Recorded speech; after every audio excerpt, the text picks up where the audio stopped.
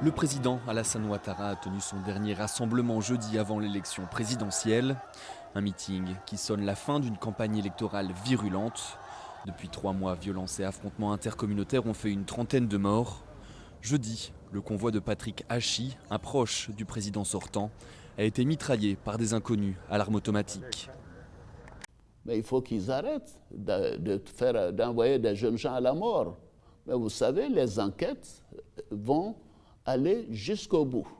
Et tous ceux qui sont responsables passeront devant les tribunaux, quel que soit le rang de la personne. Plus de 35 000 agents des forces de l'ordre sont déployés sur toute l'étendue du pays pour éviter les débordements le jour du scrutin.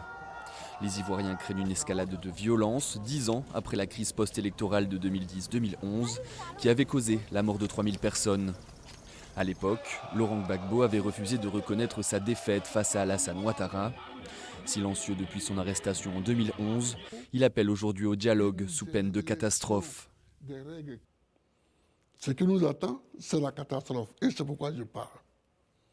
Il faut qu'on sache que j'ai parlé. Il faut qu'on sache que je ne suis pas d'accord pour aller pied de point lié à la catastrophe. Pour qu'on sache que j'ai dit qu'il y avait autre chose à faire.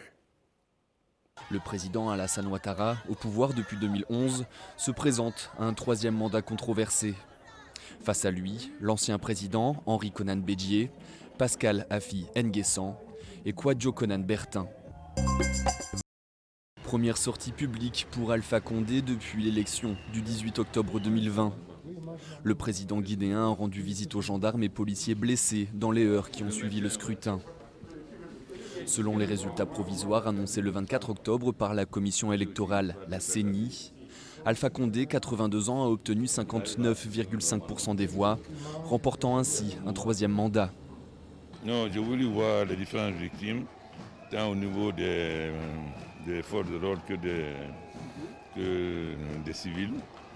Je constate que beaucoup de forces de l'ordre ont reçu des balles de chevrotine. Bon, Dieu merci, que ce soit les militaires ou les civils. Nos médecins ont fait des efforts extrêmement importants, même des miracles, parce qu'ils ont pu sauver quand même tout le monde. La victoire d'Alpha Condé a été violemment contestée dans la rue.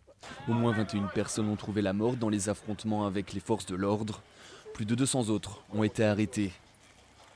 Le chef de l'opposition, Cellou Dalein Diallo, a obtenu 33,5% des suffrages selon la CENI. Bloqué à son domicile de Conakry par les forces de l'ordre pendant plus d'une semaine, il dénonce un hold-up électoral et conteste formellement les résultats. Il n'y a rien derrière, sauf la volonté d'intimider les adversaires pour qu'on ne revendique pas notre victoire. Mais là, croyez-moi, il s'est trompé. Parce que cette revendication, ce combat pour la reconnaissance de notre victoire sera mené jusqu'au bout. Il n'y aura pas de compromis. Si un semblant de calme est revenu dans les rues de Conakry, l'Union européenne, la France et les États-Unis ont exprimé leurs préoccupations sur la situation en Guinée. Plusieurs manifestations contre la France ont eu lieu sur le continent après la publication de caricatures du prophète Mahomet par le magazine Charlie Hebdo. Dans la capitale libyenne Tripoli, un groupe d'hommes a brûlé un drapeau français et des portraits du président Macron.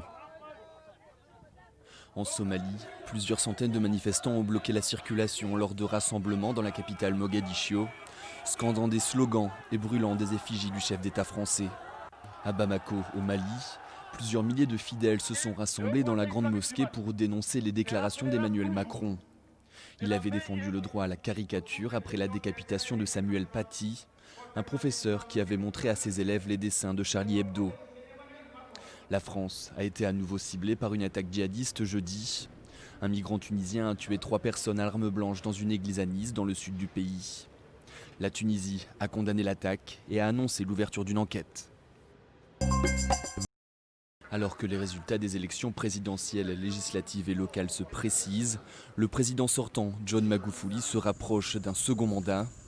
Ces résultats, l'opposition a déjà affirmé qu'elle ne les reconnaîtrait pas. Son leader principal, Tundu Lissu, dénonce un scrutin frauduleux. Il appelle ses supporters à des manifestations démocratiques et pacifiques.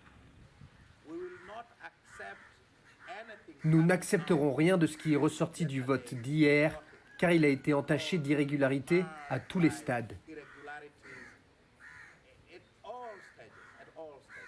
Depuis son accession au pouvoir il y a 5 ans, John Magufuli est accusé d'avoir mis en place un système de répression de plus en plus autoritaire. Mercredi, il a appelé les Tanzaniens à préserver la paix dans le pays.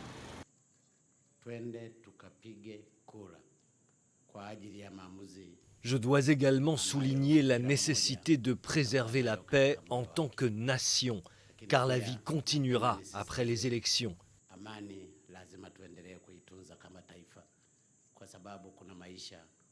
Que Dieu bénisse tous les électeurs et que Dieu bénisse la Tanzanie.